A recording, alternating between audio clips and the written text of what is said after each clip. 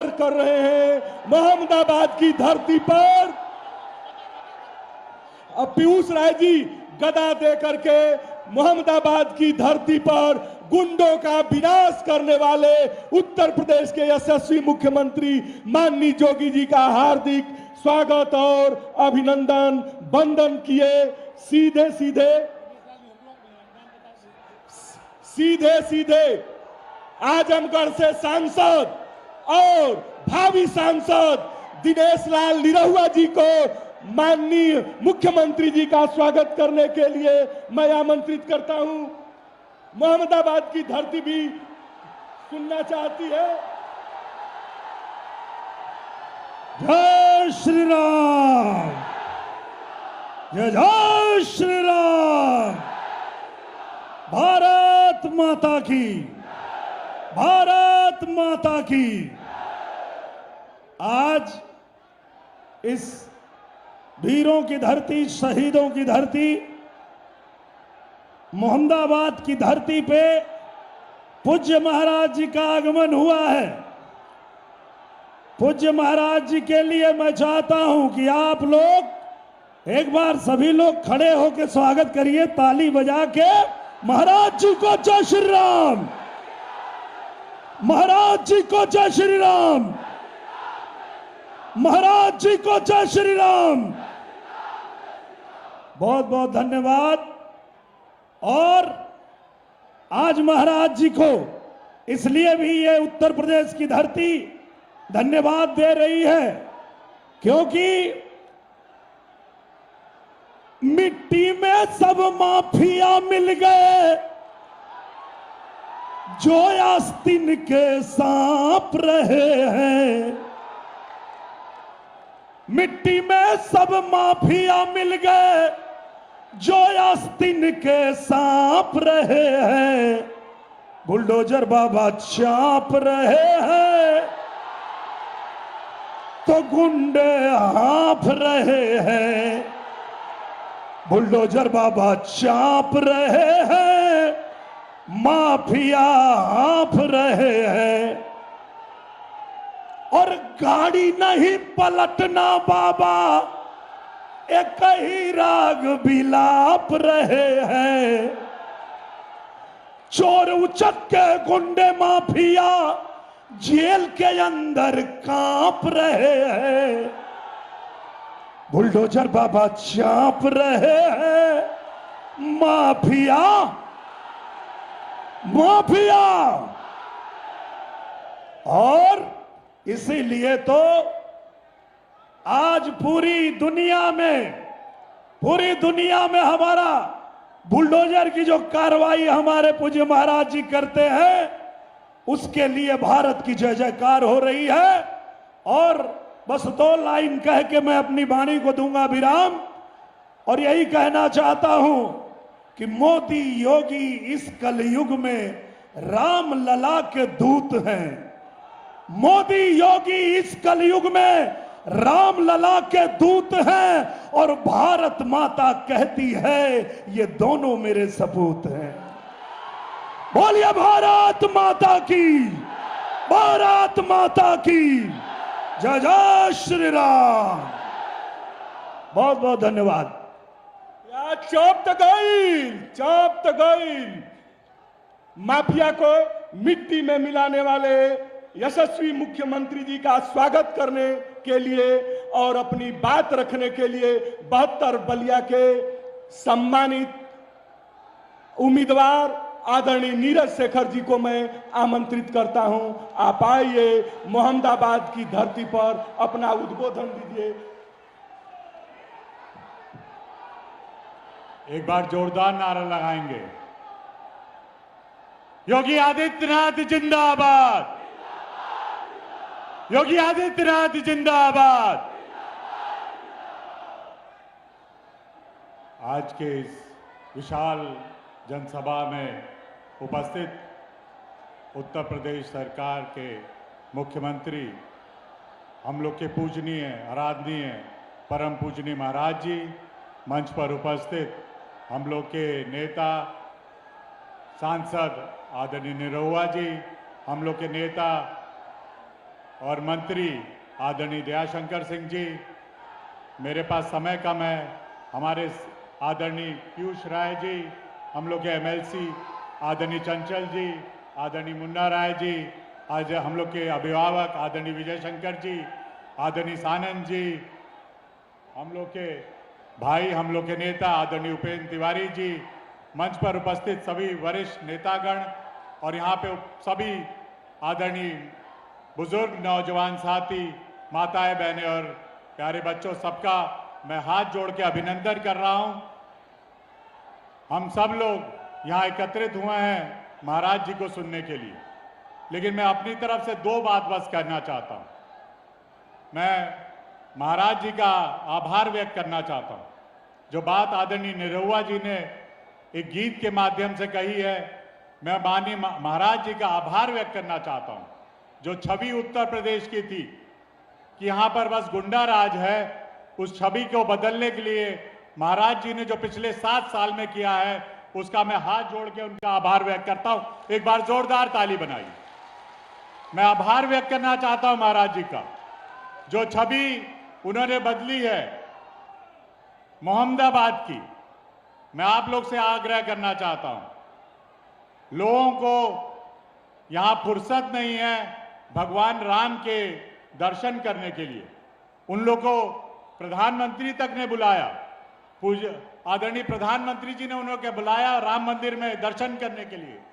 उन लोगों के पास राम दर्शन करने के लिए वक्त नहीं है, अयोध्या जाने के लिए वक्त नहीं है, लेकिन मोहम्मदाबाद आकर अर्थी उठाने का समय है। ऐसे लोगों को आप दंडित करेंगे कि नहीं? मैं यही आग्रह और विनती करना चाहता हूं। जो भगवान राम के नहीं हुए, वो इस मोहम्मदाबाद या देश के कैसे होंगे, ये आज तक मुझे समझ में नहीं आया। हम लोग, मैं हमेशा पूजनीय महाराज जी से आग्रह करना चाहता हूं, विनती करना चाहता हूं। ये धरती शहीदों की धरती रही है। ये धरती अष्ट शहीदों के नाम से जानी जाती थी, लेकिन पिछले 2 दशक से 3 दशक से ये धरती गुंडों की वजह से जानी जा रही है। हमें आपने जो छवि बदली है इसकी, मैं उसका हाथ जोड़ के आपका आभार व्यक्त करना चाहता हूं। आज फिर से ये धरती शहीदों के नाम से जानी जा रही है। हम चाहते हैं, महाराज जी से आग्रह और विनती करूंगा कि आपने जैसे आदरणीय कल प्रधानमंत्री जी ने कहा कि इस देश के प्रधानमंत्री और इस प्रदेश के मुख्यमंत्री दोनों पूर्वांचल से आते हैं। मैं दोनों लोग से आग्रह कर रहा हूं, पूजनीय प्रधानमंत्री जी से भी और महाराज जी से भी, कि आप लोग अब पूर्वांचल पे जैसे ध्यान दे रहे हैं और तेजी से विकास होने का आप लोग से आग्रह करता हूं और विनती करता हूं। विशेषकर बलिया और गाजीपुर का, यहां के बच्चे अभी भी, बहुत लोगों को यहां अब नौकरी मिल रही है, लेकिन अभी भी बाहर जाते हैं। मैं आपसे अनुरोध करता हूं महाराज जी कि हमारे बच्चे अब उनको यही नौकरी मिले, यही काम करें, यही हम लोग का लक्ष्य और आपसे आग्रह है कि यहाँ के बच्चे यहीं रहकर काम करें और यहीं रहकर अपनी मातृभूमि को आगे बढ़ाएं। मैं फिर से महाराज जी का आभार व्यक्त करता हूं। मैं आप सब लोगों का अभिनंदन करना चाहता हूं। बस एक बात कहूंगा सब लोगों से और आप लोग के माध्यम से पूरे लोकसभा क्षेत्र और पूरे उत्तर प्रदेश से, कि वोट डालने से पहले एक चीज का ध्यान रखिएगा, बस 14 के पहले वाला भारत और 14 के बाद वाला भारत, 17 के पहले वाला उत्तर प्रदेश और 17 के बाद वाला उत्तर प्रदेश। तो मुझे पूरी आशा है कि आप लोग जब बूथ पे पहुंचेंगे तो एक ही बटन दबाएंगे, कमल का बटन दबाएंगे और कोई बटन आप लोग दबा नहीं पाएंगे। मैं अंत में एक ही अनुरोध और विनती करूंगा कि हम लोग के ईवीएम पे क्रम संख्या 1 पर है, क्रम संख्या फूल कमल क्रम संख्या 1 पे है, उस पे बटन दबाना है। और आप लोग का आशीर्वाद मिला तो मुझे पूरा विश्वास है 4 तारीख को भी हम लोग क्रम संख्या 1 ही रहेंगे और कोई क्रम संख्या कमल की नहीं होगी। मैं फिर से आप सभी लोग का अभिवादन करता हूं। ये टेंट भी छोटा पड़ गया, अब जहां महाराज जी जा रहे हैं, जितना भी बड़ा हम लोग टेंट लगा रहे हैं वो टेंट छोटा पड़ जाता है। फिर से मैं क्षमा मांग रहा हूं महाराज जी से, फिर से ये टेंट छोटा पड़ गया, हजारों की भीड़ बाहर खड़ी, अभी आ रहे हैं लोग अभी। मैं फिर से आप सभी लोग का अभिवादन करता हूं और मुझे पूरा विश्वास है मोहम्मदाबाद इस बार पूरे देश में जो उसकी छवि है उसको सही छवि बना के दिखाएगा। यही आग्रह और विनती आप लोग से करता हूं। अंत में चाहूंगा जोरदार नारा हो, भारत माता की। सभी लोग से हाथ उठा के भारत माता की। धन्यवाद। जय हिंद। निश्चरहीन करो मही भुज उठाई प्रण किन्न। ऐसा प्रण लेने वाले और उसको पूरा करने वाले यशस्वी मुख्यमंत्री आदरणीय योगी जी महाराज के पूज्य चरणों में प्रणाम करता हूं। मैं पीयूष जी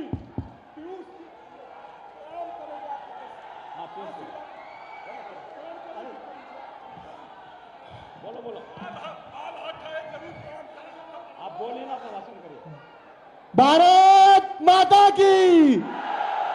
मैं आप सबसे सर्वप्रथम सर्वेश्वर महाराज के यहाँ मंदिर पे अपना माथा टेक के इस बलिदानी धरती पे आज आए हुए उस महापुरुष मंच पे बैठे हुए जिसने पूरे उत्तर प्रदेश में महिलाओं को यह सुनिश्चित कर दिया कि कोई माफिया अलका राय की तरह किसी महिला के सिंदूर और मंगलसूत्र का खिलवाड़ नहीं करेगा, जिसने यह सुनिश्चित कर दिया जो कभी पीयूष राय जैसे किसी अन्य बालक को यतीम नहीं होने दिया। मैं ऐसे पूजनीय महाराज जी का स्वागत अभिनंदन करते हुए मंच देता हूं। बहुत बहुत धन्यवाद।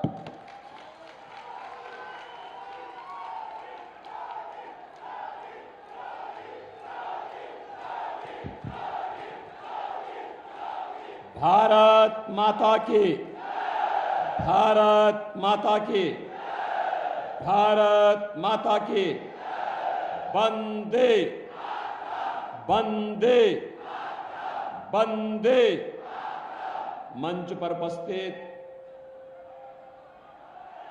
भारतीय जनता पार्टी के लोकप्रिय प्रत्याशी श्री नीरज शेखर जी, आजमगढ़ के सांसद, भोजपुरी के लोकप्रिय कलाकार, फिल्म एक्टर, गायक श्री दिनेश लाल यादव निरुआ जी, उत्तर प्रदेश सरकार के मंत्री और जो आप निरुआ के साथ फिल्मों में काम करने के इच्छुक हैं, ऐसे श्री दयाशंकर सिंह जी। दयाशंकर भी कह रहे हैं कि मैं फिल्मों में काम करूंगा। एमएलसी श्री विशाल सिंह चंचल जी,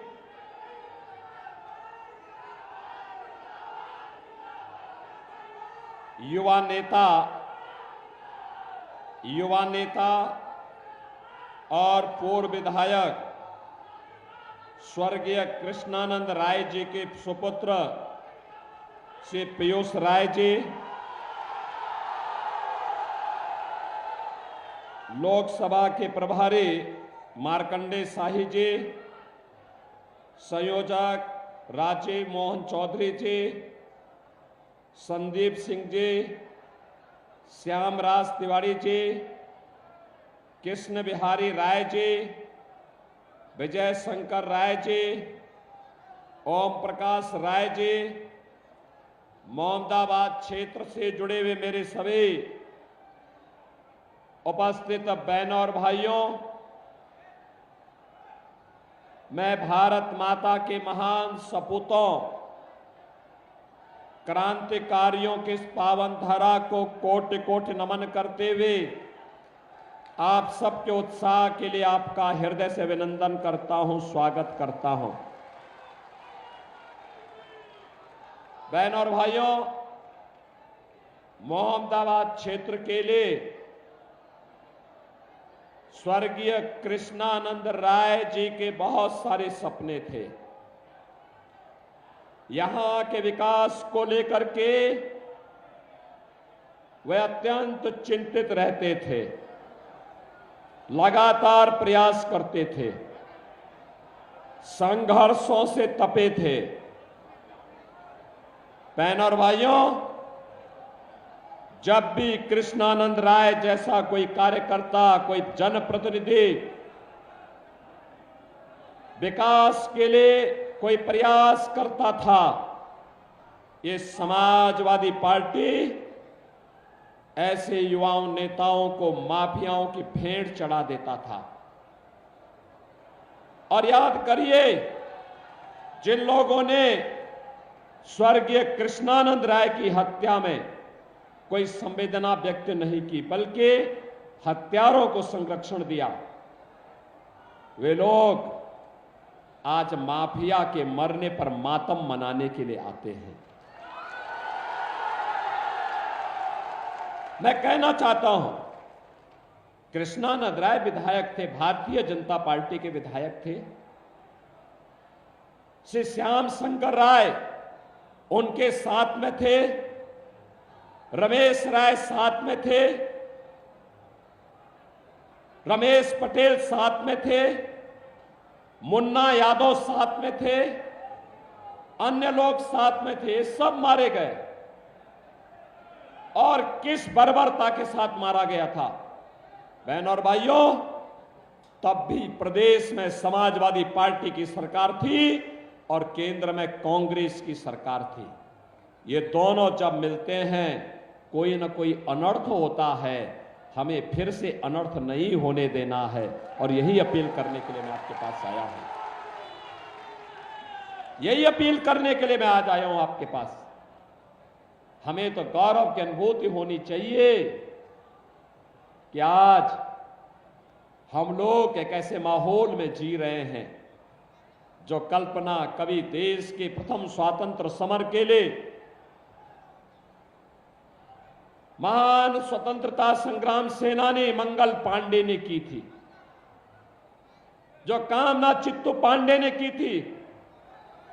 विकास की जो तड़प पूर्व प्रधानमंत्री सरदेव चंद्रशेखर जी में थी, और मोहम्मदाबाद की समग्र विकास के लिए जो चिंतित रहते थे, ऐसे कृष्णानंद राय के सपनों का मोहम्मदाबाद, गाजीपुर, बलिया, उत्तर प्रदेश और भारत बने। मोदी जी और योगी जी यही प्रयास कर रहे हैं, और इसी के लिए आपके पास आए हैं। बहनों और भाइयों, आज मैं पूछना चाहता हूं समाजवादी पार्टी और कांग्रेस से, क्या मुन्ना यादव, जिसको मुख्तार जैसे माफिया ने स्वर्गीय कृष्णानंद राय के साथ हत्या के थे, क्या वह पिछड़ी जाति का नहीं था? क्या रमेश पटेल पिछड़ी जाति के नहीं थे?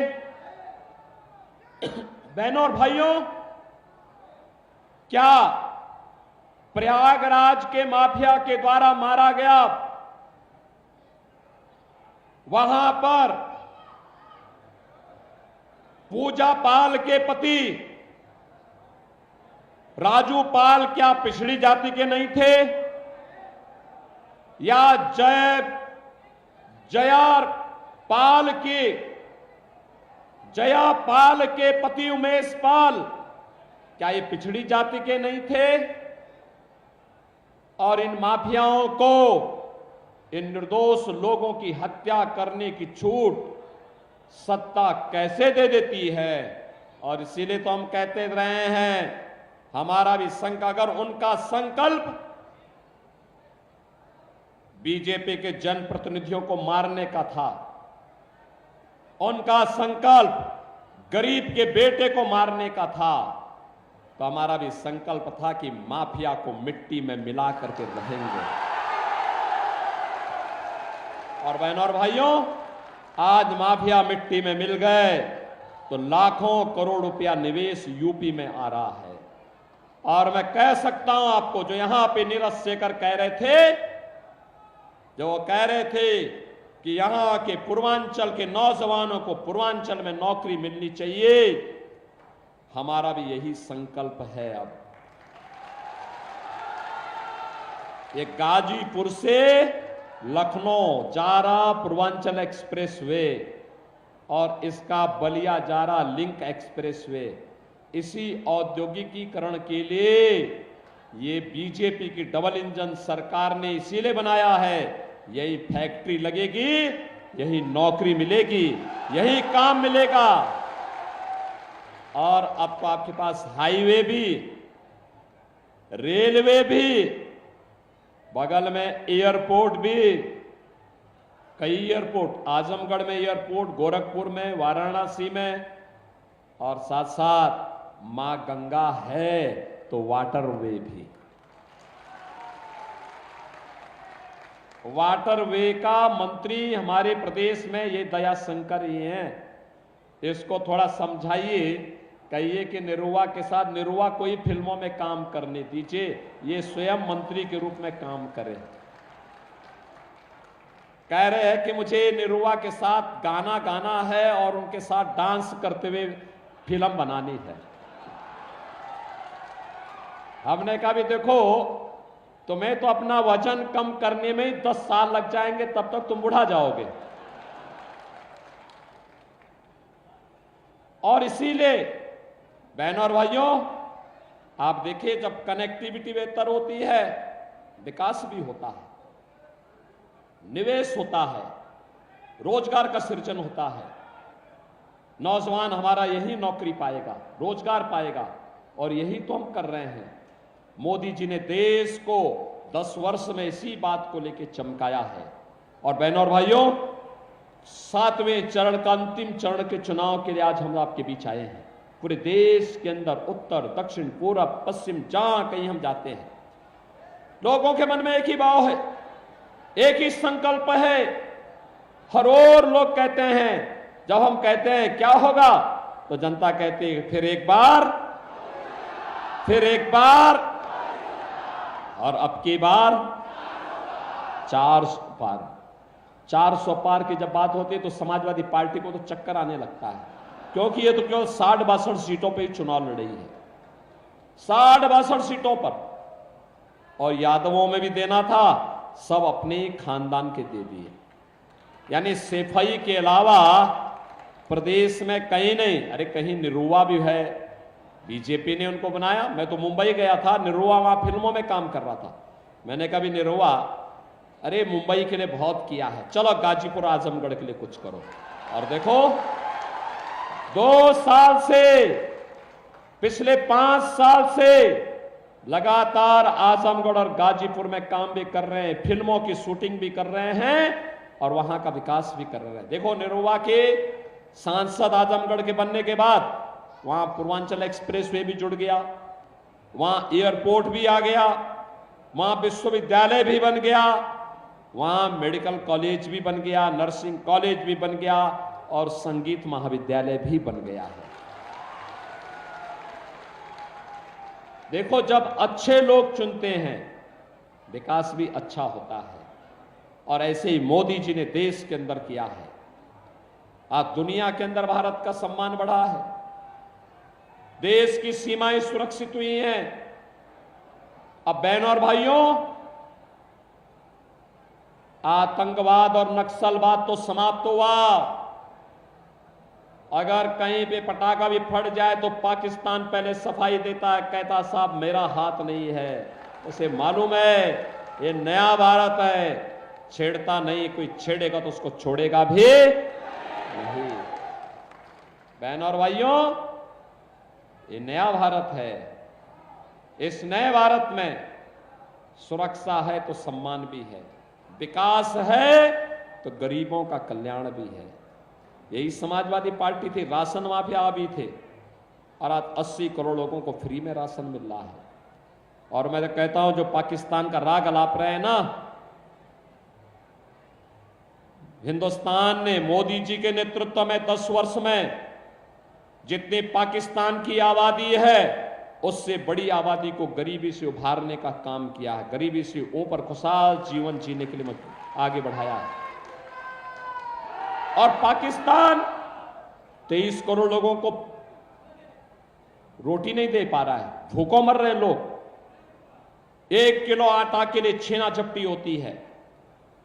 मोदी जी के नेतृत्व में आज गरीबों का कल्याण, 80 करोड़ लोग फ्री में राशन प्राप्त कर रहे हैं, 60 करोड़ लोगों के 5 लाख रुपए का आयुष्मान भारत की सुविधा, वे कहीं भी जाएं देश के अंदर उनको मुफ्त में 5 लाख रुपए की मुफ्त में चिकित्सा सुविधा उपलब्ध है। 12 करोड़ किसानों के को किसान सम्मान निधि, 12 करोड़ घरों में शौचालय का निर्माण, 10 करोड़ घरों में उज्ज्वला योजना का कनेक्शन। और मोदी जी ने उज्ज्वला योजना के कनेक्शन की शुरुआत बलिया से ही की थी। बहनों और भाइयों, 4 करोड़ घर बन गए हैं और मोदी जी ने कहा है, बहनों और भाइयों, मोदी जी ने कहा है कि 70 वर्ष से ऊपर के प्रत्येक बुजुर्ग को 4 जून के बाद जब फिर एक बार मोदी सरकार बनेगी, फ्री में 5 लाख रुपए की स्वास्थ्य बीमा उपलब्ध करवाएंगे। जितने गरीब होंगे उन सबके मकान बनेंगे, सबके मकान देंगे। एक तरफ ये कार्य करने वाली सरकार और दूसरी तरफ माफियाओं को संरक्षण देने वाली, आतंकवाद और नक्सलवाद को बढ़ाने वाले, देश के सम्मान को गंवाने वाले, देश के अंदर विकास के कार्यों को ठप करने वाले कांग्रेस और समाजवादी पार्टी के लोग हैं। इनका विकास से कोई लेना देना नहीं, गरीबों से कोई लेना देना नहीं। ये पाकिस्तान की पैरवी करते हैं, अपने राजनीतिक स्वार्थ के लिए आतंकवाद को बढ़ावा देते हैं, माफियाओं को अपने गले का हार बनाते हैं और भारत विरोधी कृत्यों को करना अपना जन्मसिद्ध अधिकार भी समझते हैं। आज आप देख रहे होंगे इनका घोषणा पत्र क्या कहता है, सत्ता में आएंगे तो अनुसूचित जाति और पिछड़ी जाति के आरक्षण को मुसलमानों को बांटेंगे। क्या आप बांटने देंगे? क्या भारतीय जनता पार्टी हरगिज काम नहीं करने देगी, कतई नहीं करने देगी, किसी भी स्थिति में नहीं करने देगी। कोई भी माई का लाल बाबा साहब भीमराव अंबेडकर के संविधान के साथ छेड़छाड़ नहीं कर पाएगा। बाबा साहब भीमराव अंबेडकर ने कहा था कि धर्म के आधार पर आरक्षण नहीं हो सकता, आरक्षण का आधार अनुसूचित जाति, जनजाति और पिछड़ी जाति को केवल आरक्षण मिलेगा, मुसलमान को आरक्षण नहीं मिल सकता है। लेकिन एक कांग्रेस और समाजवादी पार्टी के लोग जबरदस्ती बाबा साहब भीमराव अंबेडकर की भावनाओं के विरुद्ध आचरण कर रहे हैं। बहनों और भाइयों, आज हम सब आए हैं आपके पास कहने के लिए, ये कहते हैं कि कांग्रेस सत्ता में आई तो पर्सनल लॉ लागू करेंगे। पर्सनल लॉ का मतलब जानते हैं आप? पर्सनल लॉ का मतलब बेटी स्कूल नहीं जा पाएगी, महिलाएं बाजार नहीं जा पाएंगी, 3 तलाक की कुप्रथा को फिर से लागू करेंगे और इनके द्वारा कहा जा रहा है तालिबानी शासन लागू करेंगे। अरे हिंदुस्तान बाबा साहब भीमराव अंबेडकर के बनाए हुए संविधान से चलेगा। हिंदुस्तान में कोई शरीयत का कानून और कोई तालिबानी व्यवस्था लागू नहीं होने देंगे। इसके लिए चाहे कोई भी कीमत चुकानी पड़े। बहनों और भाइयों, ये कहते हैं अगर सत्ता में आए तो हिंदुओं पे वरासत टैक्स लगाएंगे। ये वरासत टैक्स का मतलब जानते हैं आप? वरासत टैक्स का मतलब आपके पूर्वजों ने जो संपत्ति अर्जित की है, जो संपत्ति आपको अर्जित की है, आपके पूर्वजों ने, आपके बाप दादों ने, आपकी मां ने, उस संपत्ति का ये लोग क्या करेंगे? सर्वे करवाएंगे और उसमें से आधी संपत्ति पाकिस्तान, बांग्लादेश और रोहिंग्या मुसलमानों को बंदर बांट करने का काम करेंगे। आपको पता लगा आपके पिताजी ने, आपके दादा ने, आपके बाबा ने कोई मकान बनाया है, 4 कमरे का मकान है। अगर कांग्रेस और समाजवादी पार्टी आई तो क्या कहेंगे? कहेंगे दो घर में तुम रहो और 2 घर किसी मुसलमान को दे दो। अरे आपके घर में कोई मुसलमान बसेगा, क्या आप इसको स्वीकार करेंगे? क्या ये औरंगजेब की आत्मा घुस गई है इनके अंदर? औरंगजेब मुगलों का सबसे क्रूर बादशाह था। बहनों और भाइयों, कोई मुसलमान भी अपने पुत्र का नाम औरंगजेब नहीं रखता। इसलिए नहीं रखता है क्योंकि औरंगजेब ने पहले अपने भाई की हत्या की, फिर अपने बाप को मारा, अपने बाप को तड़प तड़प करके एक एक बूंद पानी के लिए तरसाया। उसका बाप शाहजहां भी कहता है कि औरंगजेब तो जैसा दुष्ट पुत्र किसी को पैदा न हो, तो ने जीते जी मुझे एक एक बूंद पानी के लिए तरसाया है।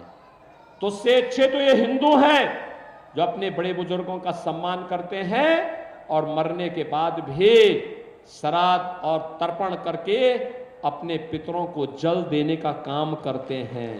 बहनों और भाइयों, ये शाहजहां के द्वारा हिंदुओं के बारे में कहा गया। और औरंगजेब ने हिंदुओं के लिए कर लगाया था, उसका नाम था जजिया कर। हिंदुओं को कहता था या तो मुसलमान बनो नहीं तो जजिया कर दो। ऐसे ही कांग्रेस और समाजवादी पार्टी के लोग भी करना चाहते हैं। औरंगजेब की आत्मा घुस गई इनके अंदर। औरंगजेब को मिट्टी के अंदर ही दफन रहने दो, उसको जीवित मत होने दो। और यही कहने के लिए मैं आया हूं। बहनों और भाइयों, आप सबसे मेरी अपील है, मैं पूछना चाहता हूं, अयोध्या में क्या राम मंदिर का निर्माण इस समाजवादी पार्टी और कांग्रेस के लोग करा पाते क्या? करा पाते क्या? कितने लोग अयोध्या गए हैं आप में से? वाह भाई, काफी बड़ी संख्या गई है।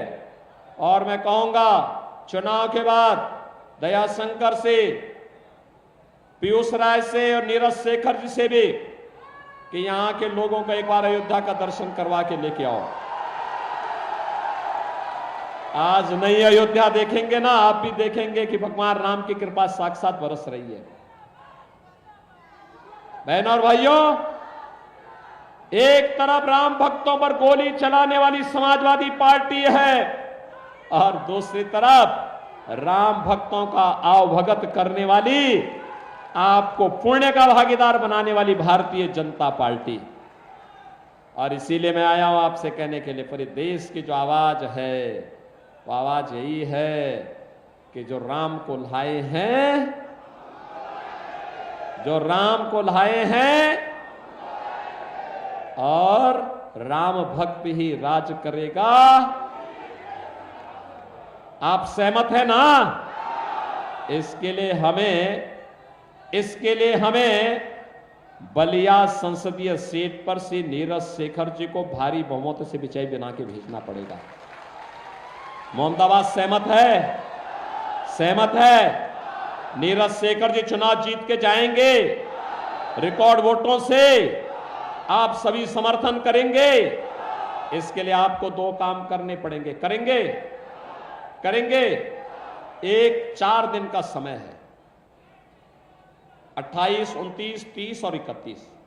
इन 4 दिनों में आपसे मैं अपील करूंगा कि आप में से हर व्यक्ति 10-10 घर में जाकर के एक एक मतदाता से मिलना है और कहना, मोदी जी के नेतृत्व में आत्मनिर्भर और विकसित भारत के लिए, राम राज्य की संकल्पना को साकार करने के लिए, देखो याद रखना, ये समाजवादी पार्टी तो कुछ नहीं करेगी, लेकिन हम कह सकते हैं कि अयोध्या और काशी के बाद अब हम मथुरा की तरफ ही जा रहे हैं। हम ही जाएंगे उधर भी। और इसलिए बहनों और भाइयों, मैं आपसे कहूंगा, घर घर जाना है आत्मनिर्भर भारत के लिए और विकसित भारत के लिए। मोदी जी को फिर से प्रधानमंत्री बनाना है। इसके लिए कमल चुनाव चिन्ह पर बटन दबाना है। बोलेंगे? सहमत करेंगे? और बहनों और भाइयों, 1 जून को मतदान होना है। 1 जून के मतदान के दिन उन सभी 100 से लेकर 125 वोटर को लेकर मतदान केंद्र में जाकर के 10 बजे के पहले मतदान करा देना। कराएंगे? दोनों हाथ उठा के मेरे साथ बोलेंगे, भारत माता की, भारत माता की, भारत माता की जय श्री राम, जय जय श्री राम, जय जय श्री राम।